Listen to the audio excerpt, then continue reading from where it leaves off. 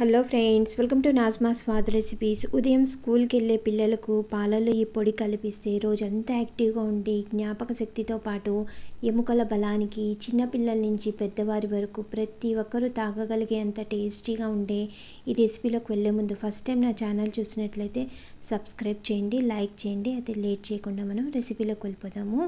నేను ఇక్కడ కొద్దిగా వాల్నట్స్, పిస్తా తీసుకున్నాను. మీ దగ్గర వాల్నట్స్, పిస్తా లేకపోతే కనుక దీని ప్లేస్లో పీనట్స్ కూడా వేసుకోవచ్చు.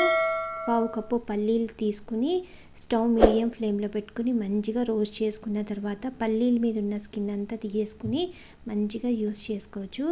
ఈ విధంగా వాల్నట్స్ ఫ్రై చేసుకుని చల్లారడానికి పక్కన పెట్టుకున్న తర్వాత 10 నుంచి 12 ఎండు ఖర్జూరం తీసుకుని దాంట్లో ఉన్న సీడ్స్ తీసేసుకుని చిన్న చిన్న ముక్కలుగా చేసుకుని మంచి క్రిస్పీగా అయ్యేలాగా ఫ్రై చేసుకోవాలి. ఎండు ఖర్జూరాన్ని అయితే అస్సలు స్కిప్ చేయొద్దండి, దీంట్లో చాలా హెల్త్ బెనిఫిట్స్ ఉన్నాయి. ఈ విధంగా రోస్ట్ చేసుకున్న తర్వాత హాఫ్ కప్పు బాదం కూడా సేమ్ అదే విధంగా మనం గ్రైండ్ చేసుకునేటప్పుడు ఈజీగా గ్రైండ్ అయ్యేలాగా ఫ్రై చేసుకుంటే చాలు.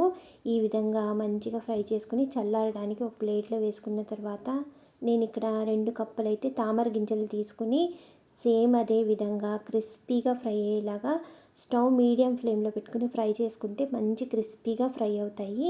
ఈ విధంగా క్రిస్పీగా ఫ్రై అయిన తర్వాత చల్లారడానికి ప్లేట్లో వేసుకున్న తర్వాత కంప్లీట్గా చల్లారిన తర్వాత ముందు డ్రై ఫ్రూట్స్ అన్నీ వేసుకుని గ్రైండ్ చేసుకుంటే ఈజీగా గ్రైండ్ అవుతాయి. ఇలా గ్రైండ్ చేసుకునేటప్పుడు నేను ఇక్కడ 4 యాలకులు కూడా వేసుకుని మంచిగా గ్రైండ్ చేసుకున్నాను. అన్నీ ఒకేసారి వేసుకుని గ్రైండ్ చేసుకుంటే ముద్దలాగా అయిపోయే ఛాన్స్ ఉంటుంది.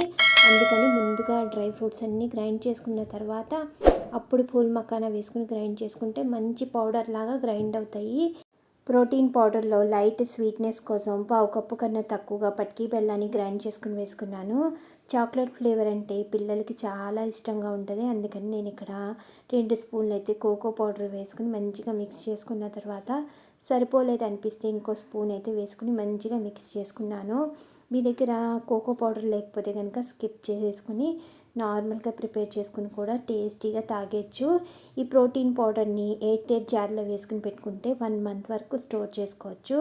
ఉదయం పూట పిల్లలు కానీ పెద్దవారు కానీ చాలా టేస్టీగా తాగొచ్చు.